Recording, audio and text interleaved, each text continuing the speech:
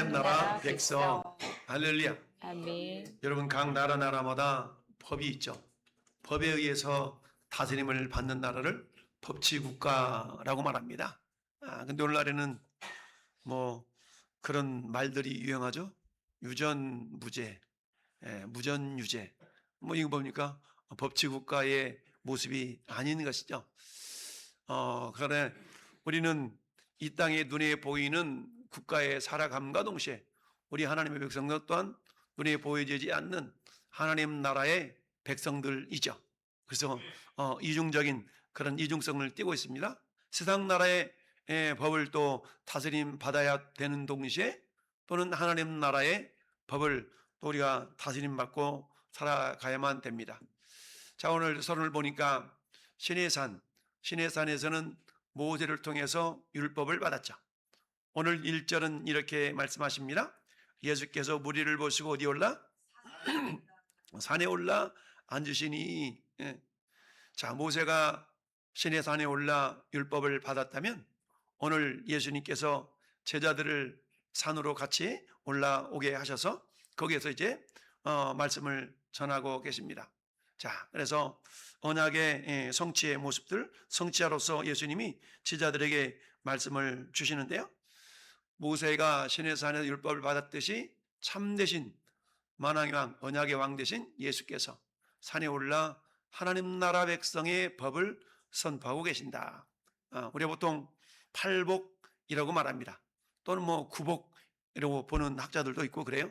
어쨌든 전통적으로 우리가 팔복이라는 제목으로 오늘 본문이 많이 읽혀지고 또 설교도 듣고 그럽니다.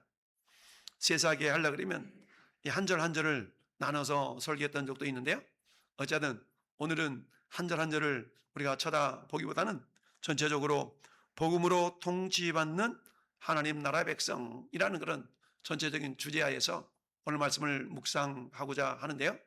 자, 이처럼 팔복이라는 것은 이 백성이, 하나님 백성이 도덕적 노력으로 달성해야만 하는 구원의 조건이 아니다라는 얘기입니다. 구원의 조건이 아니에요. 그건 뭐냐? 그리스도의 구원받은 구속으로 말미암아서 하나님 나라의 자녀가 된 저나 여러분들이 결국 통치를 받게 된 그런 자들에게 주어지는 따라서 언약적 성품. 그렇습니다.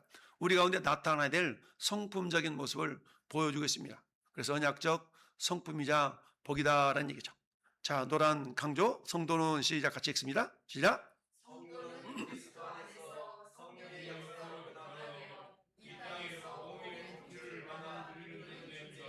그렇습니다. 성도라는 것은 아등바등 이 법을 지키려고 그야말로 무진장 노력하는 존재들이 아니라 이미 우리 안에 임재해 계신 성령님의 역사로 말미암아서 한 커플 한 커플 옛사람의 성품들이 다 벗겨지고 이제 어때요? 내 안에서 그야말로 예수 그리스도의 성품을 닮아가는 그런 모습들이 나타나서 결국 우리가 누구의 다스림을 받는가? 여러분, 대한민국 국민이라는 것은 대한민국 헌법의 통치를 받게 되는 그런 자들을 대한민국 국민이라고 말할 수가 있죠. 전에부터 마찬가지. 여러분, 나라의 구성 요건을 보통 국민, 영토, 주권이라고 우리가 배웠지 않습니까? 하나님 나라도 마찬가지. 하나님 나라의 구성 요건, 첫째, 국민. 전에 여러분들이 하나님 나라의 국민이죠. 둘째, 영토. 우리가 다스림 받으려면 영토가 있어야 되는데 그 영토는 어디라고 그랬어요? 우리 마음. 전에 여러분들이 마음이 영토인 것이죠. 그래서 마치 씨 뿌린 자의 비유에서도 어떤 씨가 어떤 밭에 뿌려졌는가, 그 밭은 결국 우리의 마음 상태를 나타내기도 합니다. 세 번째는 뭐예요? 주권, 통치권이 있어야 되는 것이죠. 세상의 통치권, 대한민국의 통치권이 미치는 곳을 대한민국이라고 말할 수가 있죠. 그러니까 하나님 나라라는 것도 역시 마찬가지. 하나님 나라의 하나님의 통치가 미치는 영역, 우리가 하나님의 통치를 받고 있다면 그 통치를 내가 인정하고 산다면 우리는 하나님의 자녀가 되는 것이죠. 우리가 예수를 믿으면 하나님의 자녀가 되는 것은 당연한 것인데 하나님의 자녀가 되었음에도 불구하고 하나님의 통치를 받기를 거절하고 여전히 내가 주인 되어서 살아가는 그런 존재들이 얼마나 많습니까? 이것은 하나님의 자녀다운 그런 삶을 살아가고 있는 자라고 말할 수가 없는 것이죠. 오늘 우리가 본문을 통해서 정말 내가 진정 복음의 통치를 받아 누리는 자인가 어떤 자인가 우리가 한번 점검하고 진단하고 그런 시간이 될 수 있기를 바랍니다. 첫 번째는 자, 심령이 가난한 것. 우리 3절부터 5절 사이는 세 가지 다시 한번 세 절 읽어봅시다. 시작. 심령이 가난한 자는 복이 있나니 천국이 그들의 것이며 애통하는 자는 복이 있나니 그들이 위로를 받을 것이며 온유한 자는 복이 있나니 그들이 땅을 유업으로 받을 것임이로다. 아멘. 할렐루야. 자, 3절, 4절, 5절에 보면 심령의 가난함과 애통함과 온유함 이걸 복에 대한 얘기를 이야기하고 있는데 결국 심령의 가난함과 통회함으로 말미암아서 정말로 복음의 통치를 저는 받는 그런 어떤 백성이 결국 누구냐? 하나님 나라 백성이 된다라는 얘기죠. 그래서 하나님 나라의 백성은 결국 심령이 가난해야 된다는 얘기죠. 이 심령이 가난하다는 얘기는 뭔가를 필요로 한다라는 것이 가난함 아니겠습니까? 가난하다는 것은 뭔가 필요하다는 얘기죠. 부족함을 느낀다는 얘기죠. 근데 그 부족함을 무엇으로 채워야 되느냐? 결국 예수 그리스도로 복음으로 채우려고 하는 그런 자가 심령이 가난한 자가 되는 것 아니겠습니까? 결국 이것을 영적 파산, 심령의 가난함을 영적인 파산이라고 표현할 수가 있고요. 또한 죄에 대한 슬픔, 애통함, 그래서 나가서 주권자 앞에서 자신을 낮추는 그런 태도가 겸손과 온유로 우리가 표현할 수가 있는데요. 결국 이런 복음의 통치를 받아들이는 모습이 저 같은 모습이다라고 말씀을 할 수가 있습니다. 이는 자신의 의로움을 내려놓고 오직 그리스도의 십자가의 공로만을 의지하려고 하는 그런 언약적 겸손의 단계다라고 말할 수가 있는 것이죠. 따라서 참된 회개와 자기 비움을 통해서 성도는 세상에 줄 수 없는 하늘의 위로와 하나님 나라의 기업을 선물로 받은 존재들이 됐습니다. 그렇습니다. 이처럼 예수님을 믿음으로 말미암아서 영적인 갈급함, 여러분 시편 42편에는 여러분 목마른 사슴이 시냇물을 찾아 갈급한 같이 내 영혼 주를 찾기에 갈급합니다 라고 고백하고 있지 않습니까? 무엇에 대한 갈급함일까요? 목마른 사슴은 물에 대한 갈급함이지만 여러분 성경의 물은 일반적으로 성령과 말씀을 상징합니다. 그러니까 우리는 어때요? 성령 충만함에 대한 갈급함이어야 될 것이고 말씀에 대한 갈급함이어야 될 줄로 믿습니다. 이사야 66장 2절 하반절 말씀 보니까 무릇 마음이 가난하고 심령이 통회하며 내 말을 받고 떠는 자 그 사람은 내가 돌보리라 라고 말씀합니다. 여러분 마음이 가난해 심령이 가난한 자죠. 그리고 내 심령이 통회하며 내 말을 받고 떠는 자 하나님의 말씀이 얼마나 중엄합니까? 그 말씀에 대해서 떠는 자 그런 자를 내가 돌본다라는 얘기입니다. 즉 하나님은 자기 자신의 무력함을 인정하고 하나님 말씀 앞에 겸손히 떠는 그런 통회하는 자를 언약적 은혜로 돌보신다라는 얘기입니다. 즉 하나님께서는 겸손한 자에게는 은혜를 베푸신다. 교만한 자는 하나님께서 낮추시고 겸손한 자에게는 은혜를 베푸신다라고 말씀하고 있는 것이죠. 자, 이사야 61장 1절 2절 말씀은 예수 그리스도께서 이 땅에 오셔서 이루실 사역의 내용을 단편적으로 보여준 말씀인데요. 주 여호와의 영이 내게 내리셨으니 이는 여호와께서 내게 기름을 부으사 가난한 자에게 아름다운 소식을 전하게 하려 하십니다. 나를 보내사 마음이 상한 자를 고치시며 포로된 자에게 자유를 갇힌 자에게 노임을 선포하며 여호와의 은혜의 해와 우리 하나님의 보복의 날을 선포하며 모든 슬픈 자를 위로하신다. 예수님이 인용하시면서 하셨던 말씀 아닙니까? 이것은 결국은 뭐예요? 메시아의 사역이 영적으로 파손당하고 애통하는 자들에게 참된 해방과 하늘이를 선포하는 복음의 내용인 것이죠.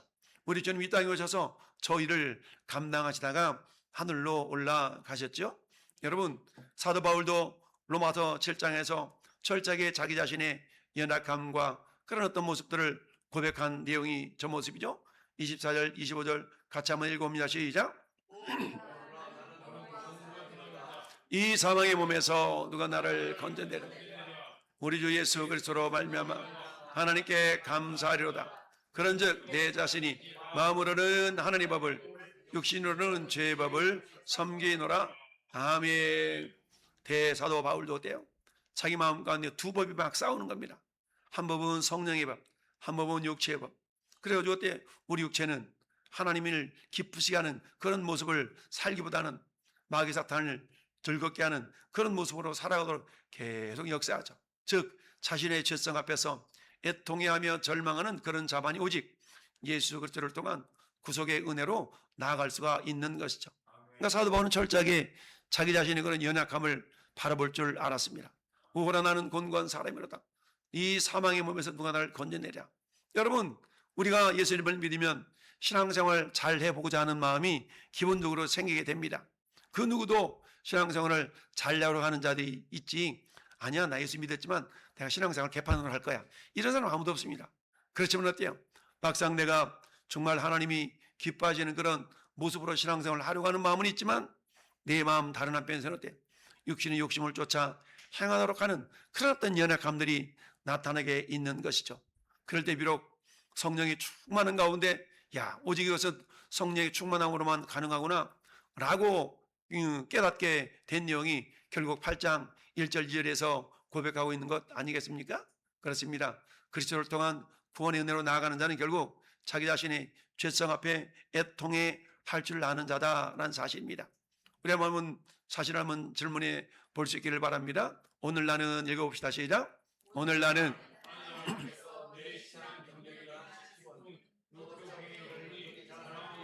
맞습니까? 내 힘으로는 스스로를 구원할 수 없는 영적 가난함을 인정하며 오직 십자가 예수 그리스도의 은혜만을 절박하게 구하고 있습니까? 아멘. 할렐루야. 여러분, 많은 사람들 앞에서 저렇게 우리가 고백하지는 못한다 할지라도 우리가 혼자서 여러분 주님을 대면하고 있을 때 우리 마음 가운데 떠오르는 생각이 저런 생각 아닙니까? 그래 주님, 내 힘으로는 내 자신을 구원할 수 없음을 주님 고백합니다. 우리 주님 십자가만이 나를 구원할 수 있습니다 라고 우리는 나도 모르는 가운데 그런 입술의 고백이 나오고 있지 않나요? 그렇지 않고 내가 세상적인 경력, 직분, 도덕적 행위를 우리 은근히 자랑하면서 나는 너와 달라 나오면서 영적인 그런 교만함 속에 휩싸일 수도 있죠. 그러나 우리 하나님 보실 때는 어떻습니까? 객긴 도끼니라 그러잖아요. 객긴 도끼니. 저 하늘에서 보니까 우리나라의 제일 높은 백두산 2774m나 저 에베레스트산, 히말라야 산맥인 에베레스트산이나 뭐 똑같은 거예요. 그냥 땅에 깔려 보이는 거야. 저 백두산이나 이게 평택에 있는 가장 높은 산 어떤 산? 평택의 가장 높은 산 덕동산. 그 높이나 저 위에서 보면 다 깔려 보이는 거예요. 객긴 도끼니란 얘기입니다. 자, 그렇기 때문에 우리 하나님 앞에서 우리가 스스로 거룩다고 거룩하게 여긴들 얼마나 거룩하겠으며 내가 높은들 얼마나 높겠습니까? 우리 주님 보실 때는 아무것도 아닌 것이죠. 그런 것을 우리가 스스로가 인정할 때라야만이 어떻게 해요? 주님의 십자가 은혜를 더욱더 절실하게 경험할 수가 있다라는 사실입니다. 여러분, 죄에 대한 애통함이 정말 우리한테 있는가? 죄에 대한 애통함이 있을 때에 어때? 결국 거룩한 복종을 이루어갈 수가 있는데요. 최근 한번 읽어봅시다. 시작.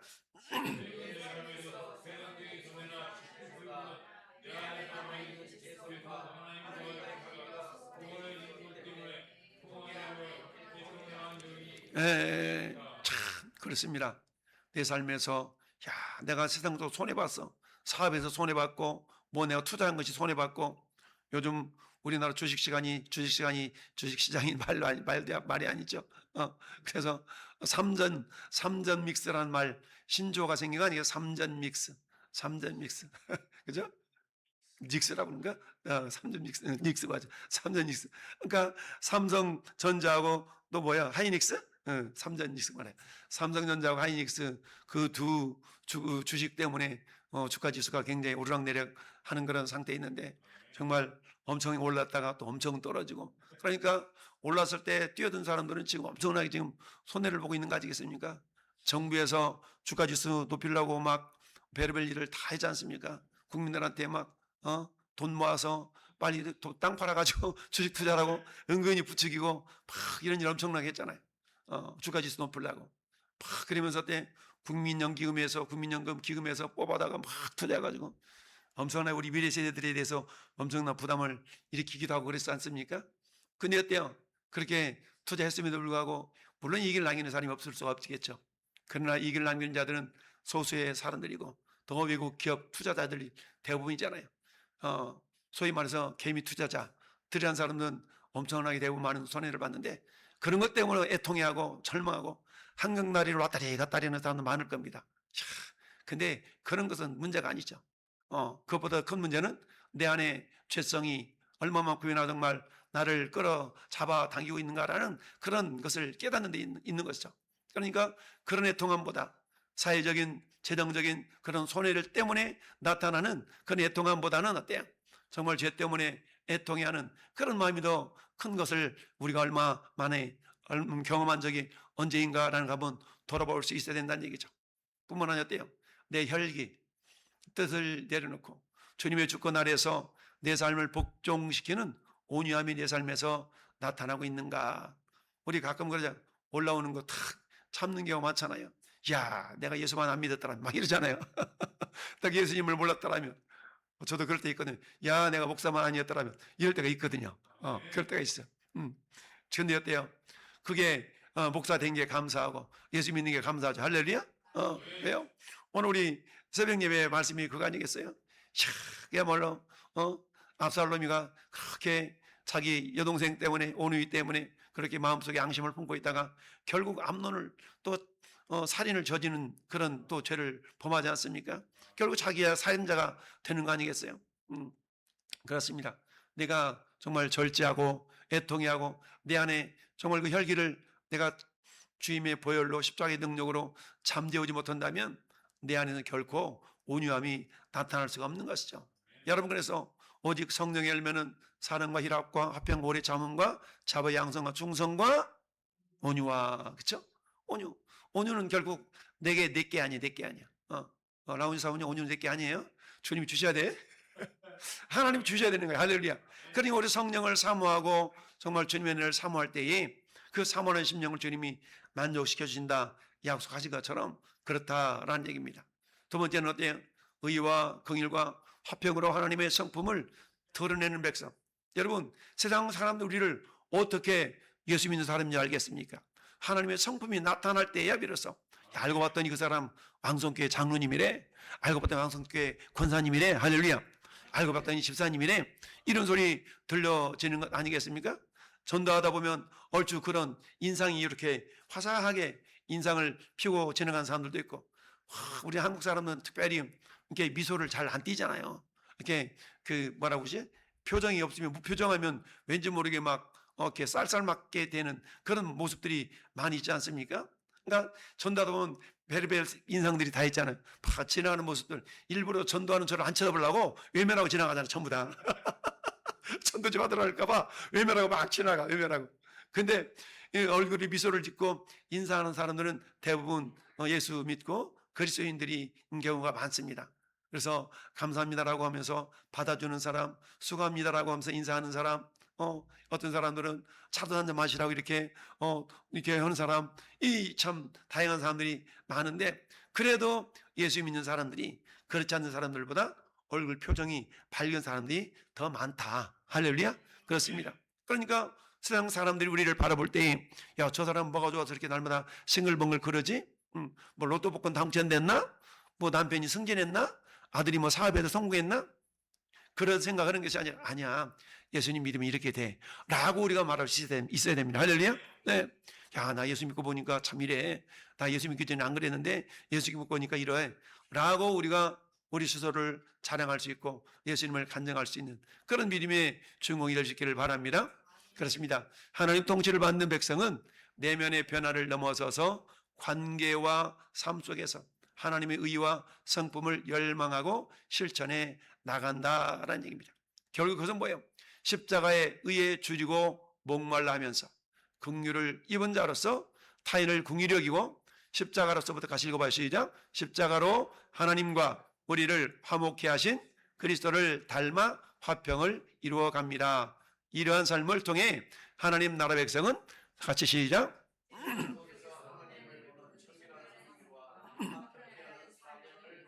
그렇습니다. 세상 속에서 하나님을 보는 청결한 삶. 여러분 오늘 말씀 뭐라고 말씀하고 있습니까? 마음이 청결한 자는 복이 있나니 그들이 하나님을 볼 것이며 라고 말씀하고 있지 않습니까? 하나님을 본다는 얘기입니다. 야, 정결한 자, 마음이 정결한 자 하나님 본다. 하나님 자체는 거룩한 존재이기 때문에 내 마음이 거룩할 때 그 하나님 거룩하심을 내가 경험할 수가 있는 것이죠. 그렇습니다. 여러분 미가서 6장 8절에 사람아 주께서 선한 것이 무엇임을 내게 보이셨나니 여호와께서 네게 구하는 것은 오직 뭐라? 정의를 행하며 인자를 사랑하며 겸손하게 네 하나님과 함께 행하는 것이 아니냐라고 말씀하고 있습니다. 그렇습니다. 하나님 나라의 백성은 그 삶은 하나님과의 관계에서 나오는 의와 긍휼과 겸손을 삶으로 실천하는 것이다 라는 얘기입니다. 할렐루야. 여러분 수도꼭지 이야기 자주 하지 않습니까? 우리 평택시 물이 저 팔당댐에서 오나요? 팔당에서 오는 수도관이 이렇게 연결되어져 있기 때문에 수도꼭지만 틀면 물이 나오는 거잖아요. 요즘 요 합정동 동네 좀 새로운 수도 파이프 매설 공사가 이루어지고 있어요. 아침에 새벽기도가 끝났는데 요 포크레인이 와가지고 막 길을 휘벼 파는 바람에 한참 시끄러웠는데 뭐 하나 봤더니 수도관을 새롭게 매설을 하는 겁니다. 그 이 동네 다 매설하면 그것도 이제 가닥가닥 뽑아가지고 요 각 건물마다 이제 수도관을 이렇게 연결시켜 준다 그러더라고. 그러니까 이렇게 파이프로 돼 있는데 옛날에는 쇠로 돼 있기 때문에 녹이 슬어가지고 그랬는데 지금은 강화 플라스틱으로 이렇게 돼가지고 썩지 않도록 그렇게 수도 배관을 묻더라고요. 그 딱 묻어서 이제 나오게 되는데 그게 다 연결되어지면 어때요? 깨끗한 물을 공급받을 수가 있는 것이죠. 마찬가지로 전 여러분들 어때? 우리가 영적인 파이프라인이 어디 연결되어 있어요? 예수 그리스도에게 연결되어 있는 것이지 않습니까? 할렐루야. 따라서 예수님으로부터 우리는 저와 같은 그런 거룩한 삶, 그 삶이 나타나기 위해서는 주님으로부터 공급받는 의로움과 긍휼함과 겸손함을 주님으로부터 공급받아야만 그것이 나타날 수가 있고 실천할 수가 있는 것이죠. 자, 에베소 2장 14절 읽어봅시다. 시작. 그는 원수된 것 곧 중간에 막힌 담을 육체로 아멘. 여러분 그리스도께서 십자가로 하나님과 우리 사이의 담을 허무셨습니다. 성도는 세상 속에서 화평을 만드는 자로 살아가야 된다는 사실입니다. 할렐루야.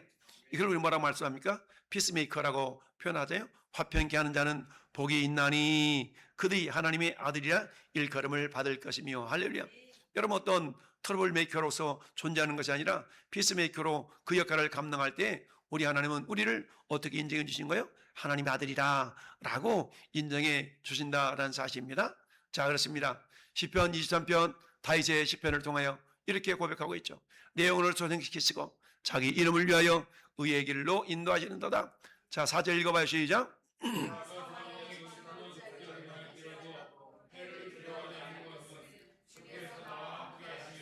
주의 지팡이와 막대기가 나를 안위하시나이다. 아멘. 할렐루야.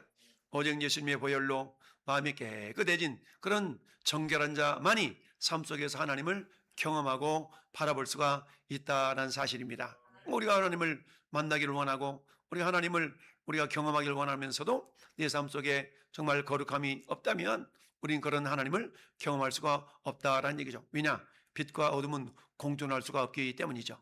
야, 그렇습니다. 의에 대한 갈망과 영적 목마름이 나에게는 있는가라는 우리가 돌아볼 수 있어야 되는데요. 나는 지금 세상의 물질과 성공과 인정받음에 목말라고 있는가? 아니면 왕대신 예수 그리스도의 의로움과 그분의 거룩한 뜻이 내 삶과 우리 가정 일터에서 이루어지는 것에 줄이고 목말라고 있는가? 우리의 목마름은 첫 번째가 아니라 두 번째가 되어야 되지 않겠습니까? 내 삶의 현장 가운데 정말 나를 통하여 예수 그리스도의 성품이 드러나서 세상 사람들이 나를 바라볼 때, 야, 나도 선생님처럼 살고 싶어요. 나도 집사님처럼 살고 싶어요. 나도 누구 엄마처럼, 누구 아빠처럼 그렇게 살고 싶어요. 라고 누군가가 말한다 그러면 우리는 신앙생활을 잘하고 있는 겁니다. 할렐루야. 근데 이 세상 사람들이 우리를 바라볼 때, 왜 그래? 왜 그러는 거야? 다 그런다 그러면, 그리고 우리가 하나님의 영광을 드러내는 존재가 아닌가요? 할렐루야. 예수 믿는다며 집사람에 이런 소리 들려지면 안 되는 것이죠. 야, 너 집사람이면서 야, 너 역시 다르다 이런 소리가 들려져야만이 야, 그들도 잠자다 말고 맞아, 내가 누구를 생각하니까 나도 열심히 일해야 될 것 같아. 할렐루야. 그러면서 주 앞으로 나올 수 있는 것 아니겠습니까? 긍휼과 화평케 하는 자의 그런 삶으로 우리 주님은 우리를 인도해 가십니다. 여러분 십자가에서 무한한 용서와 긍휼을 받은 우리 아니겠어요? 이제 어때요? 나에게 억울함을 주는 존재가 있잖아요. 나에게 손해를 끼치는 그런 이웃이 있을 수 있는 거 아니겠습니까?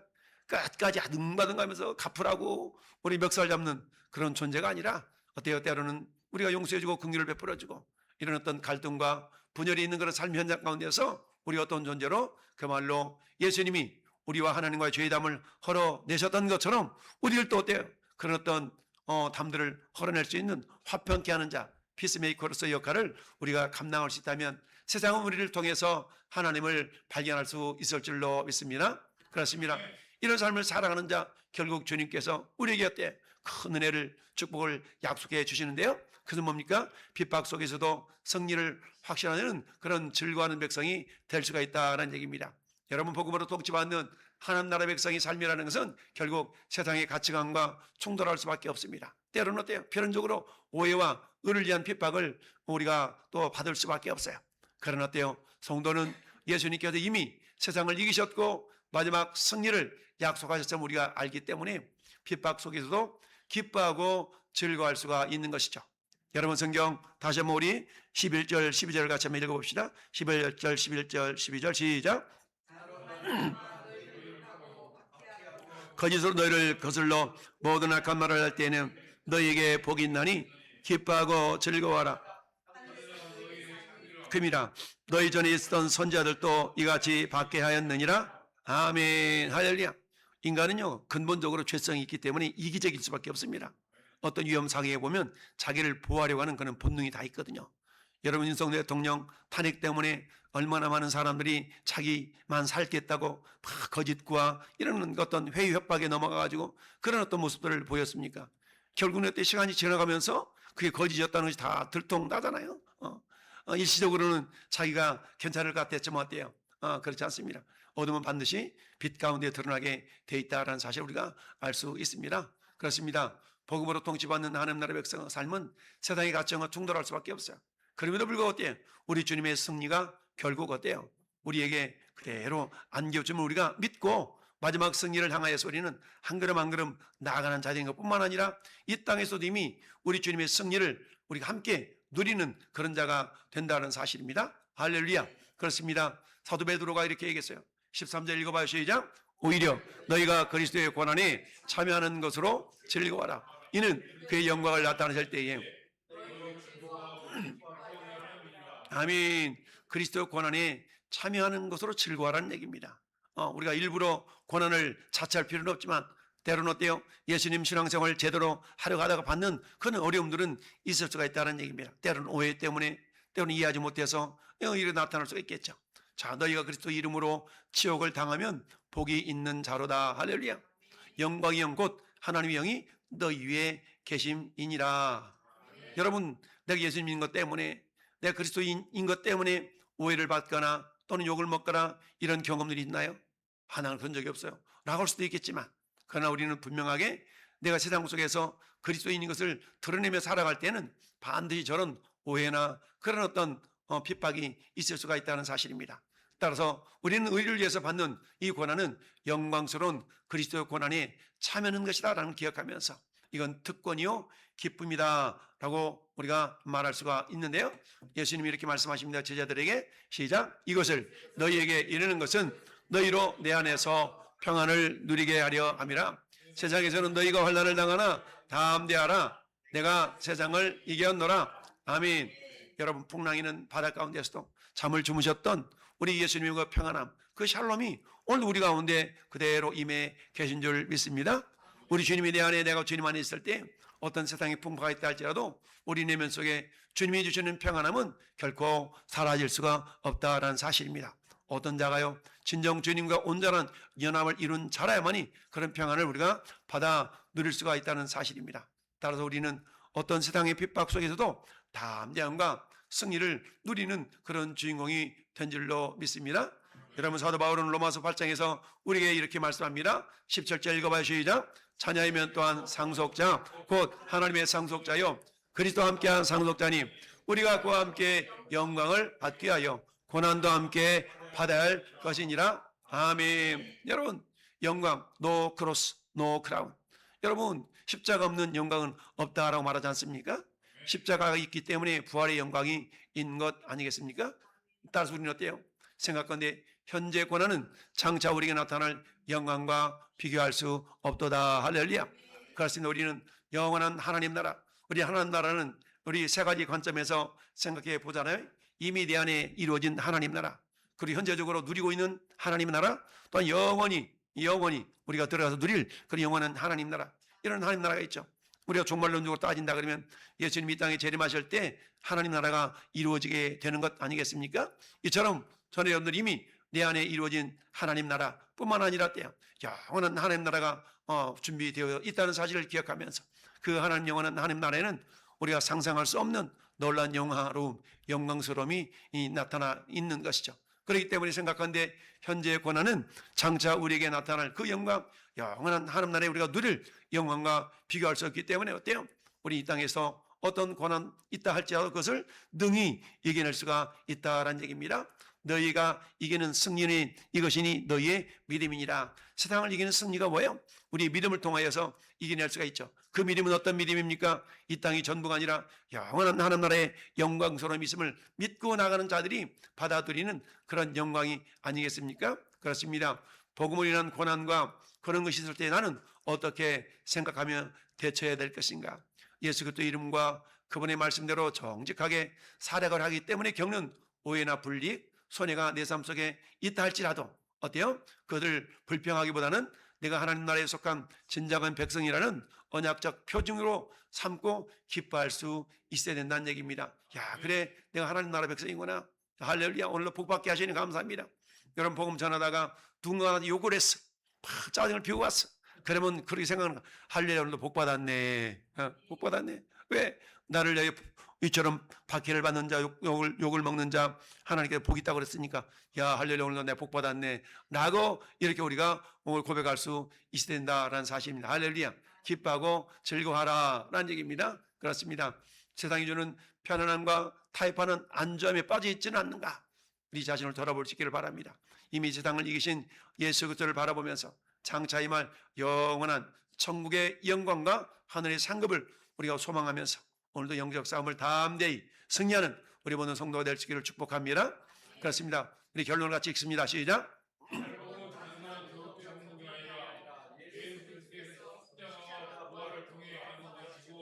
우리 안에서 이루어지시는 하늘나라 백성의 삶입니다. 주님의 언약적 통치 아래 거할 때 우리는 심령의 가난함에서 시작하여 의를 위한 고난에 이르기까지 복음의 풍성함을 경험하게 됩니다.